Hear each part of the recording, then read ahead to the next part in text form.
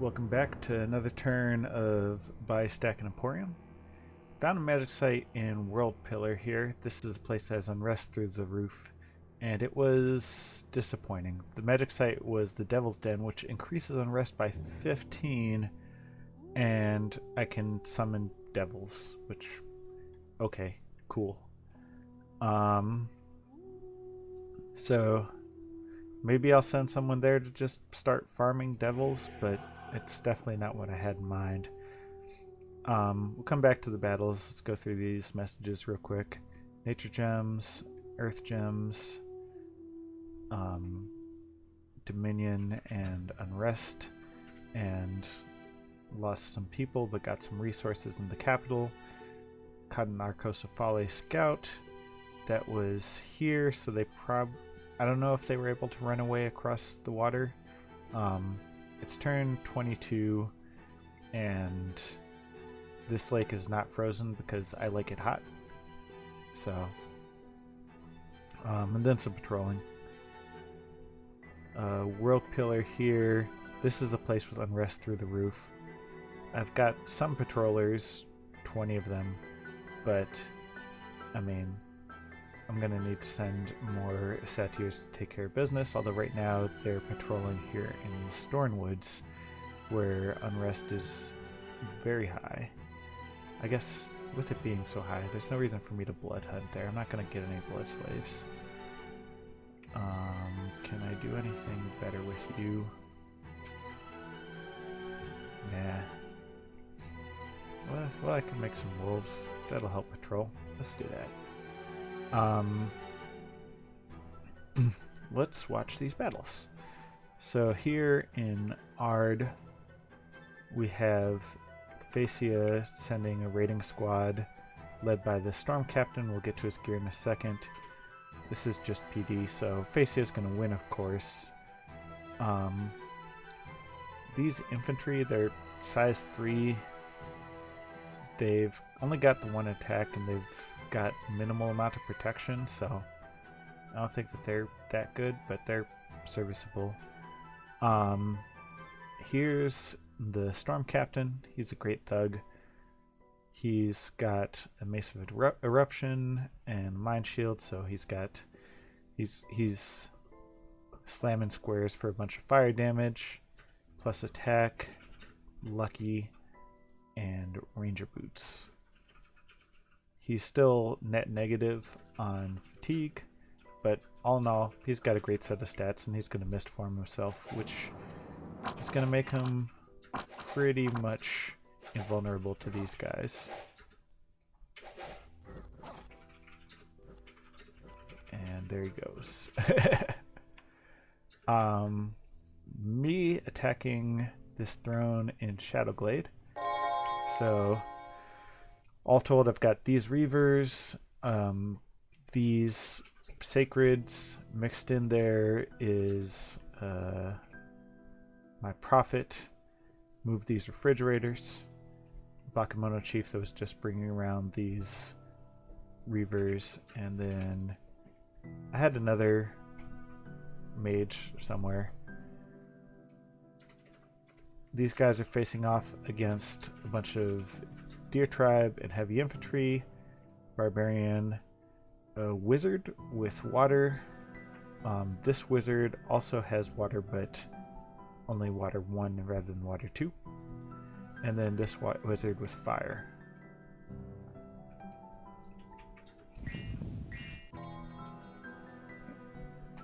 So they cast Desert Winds, which means now they're shooting flaming arrows.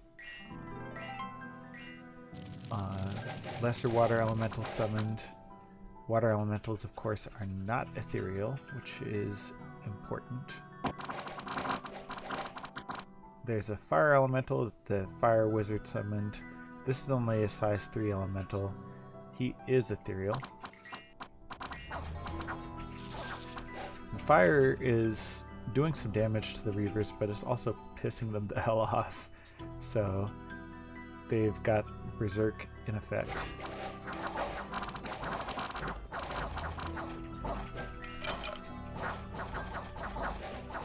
So the Reavers are just going through and reaving there's a decent chance that they'd have been able to take this out all on their own, but I feel like it never hurts to have extra numbers.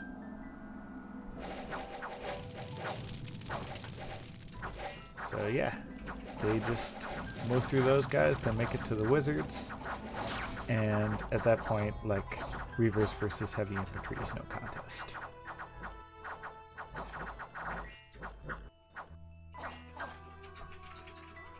So that was Shadowglade. This is a 1-point throne, the Throne of Spring.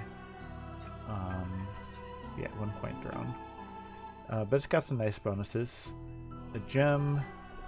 The growth doesn't really apply to me because I have max growth, but if something else gives me death, then they'll cancel each other out. And this Mage of Spring is quite nice. It's cost 4 recruitment points, but it breaks me into air in a solid way. And air in nature as a cross path is a pretty good cross path. Amongst other things, you can forge armor that's great for thugs. So I'm happy for this throne. And of course, it's got a lot of income, a lot of people. I'm going to clear out the unrest. Then the last battle here. Oops, this one. There's 2 more battles, sorry. So here's Arcocephale attacking a throne. They've got a bunch of these. I guess they're not hoplites. They're much less powerful, but much cheaper. There's some actual hoplites mixed in with them. These guys, of course, are quite strong with their long spears for repelling and their protection. He's also brought a communion and then some elephants, so we can see what the communion decides to do. Over here, there's a wizard. There's this wizard with Astral. He's starting to cast Body Ethereal on some dudes. And this wizard,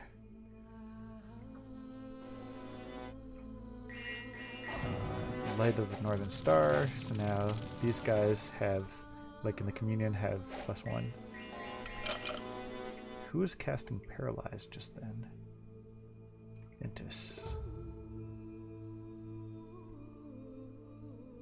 Yeah, so that's the indies that are casting Paralyze.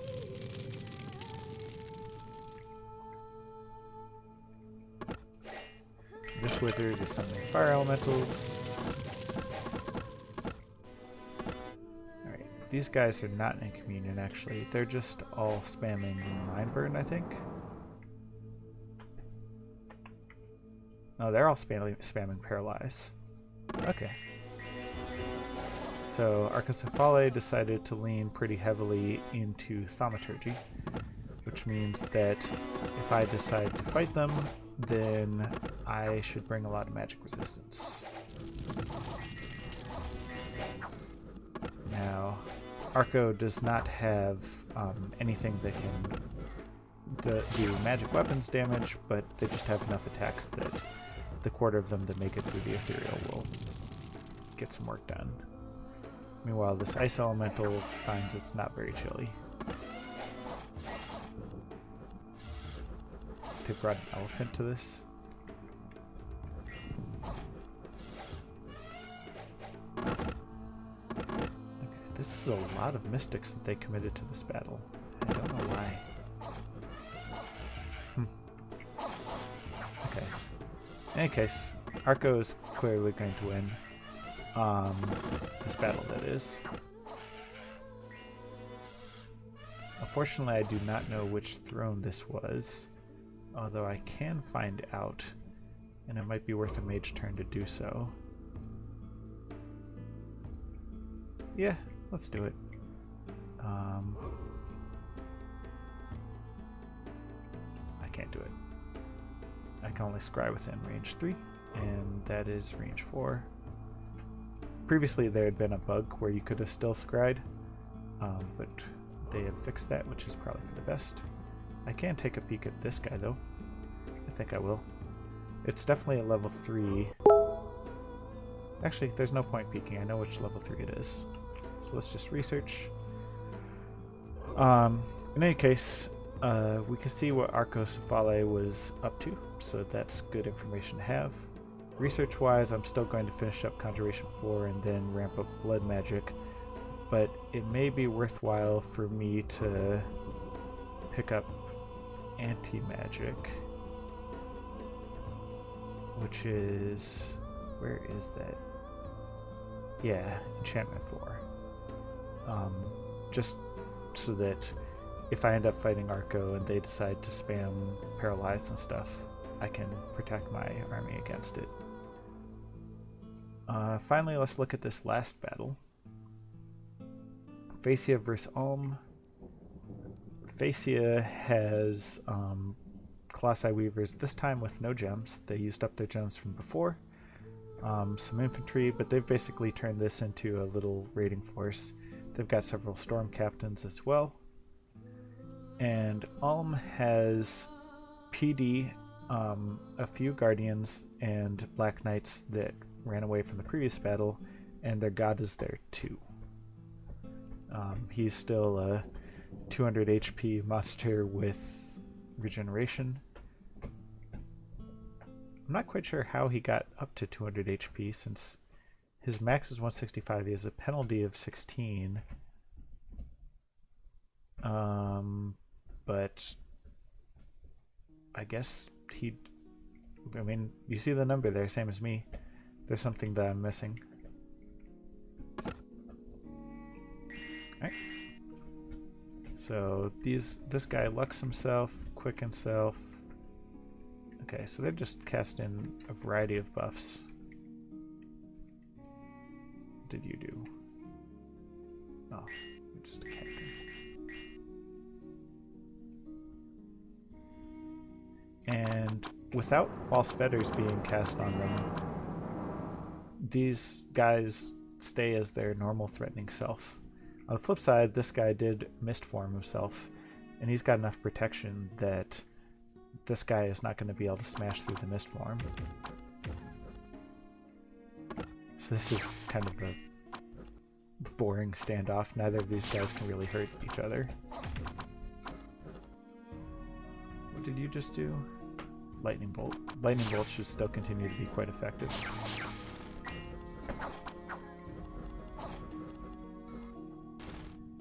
Alright.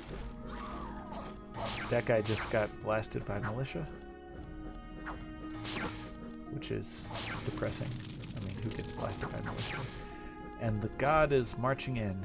He just cast Legions of Steel and then he's getting into the action. And the thing is that Phasia doesn't really have, like, the reason the god ran away before was from the routing of all of his dudes dying.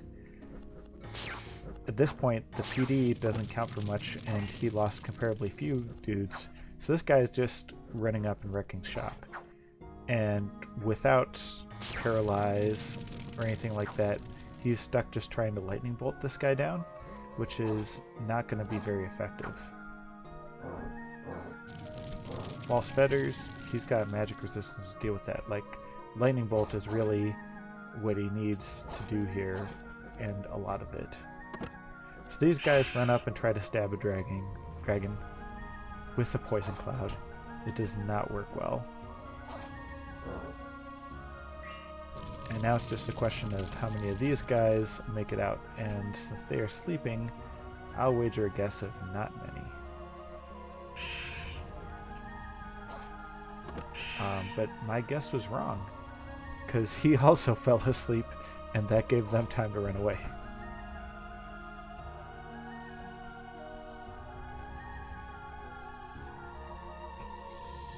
Alright, finish it up there. So the result was Phasia only lost 2 of their mages, but they lost all their troops, and Ulm just lost a couple of these guys. And Ulm is in a position to push back now because Phasia has this land, but they don't have a way of keeping it. So it'll be interesting to watch this give and take in this area. Of course, Ulm still has to deal with this. And it looks like Phasia has also raided all of this area. So, I don't know. there's a lot of ways that this could go. At present, Facia doesn't really have a way to deal with Ulm's God, but that just, like, Ulm's God only takes one province per turn. It's really a question of what other forces can Ulm bring to bear in the situation. In any case, great job from Facia. Like, I really thought that they were done for when Ulm was over here, but they really pushed back in a big way. The last thing I wanted to mention was the situation up here, where Banderlog is just accumulating dudes. And I mean, it's always wise to have a force on your borders, but that seems like more than just a defensive force. So I'm going to talk to Banderlog and see what that's all about. It doesn't help that I can't recruit like useful stuff from this fort because it's a fucking Baconia fort. But I'm gonna talk to Banderlog and see what information they'll give me about that and make some decisions accordingly. In the meantime, I'm sending cannibals for free, geared up to go over here. He's got this great sword of sharpness with extra length, so he can repel with that, and it does 53 armor piercing damage, because that's not excessive. He's got 20% regen. He's got plenty of magic resistance. This guy will definitely be like, he only has 10%, but he can cast personal regen for another 10. Like, this guy can definitely stand up to armies early game if someone decides to threaten me, and I feel like he'll serve as a useful deterrent. So I think that covers it. It's turn 21 now, 22. So I'll see you on turn 23.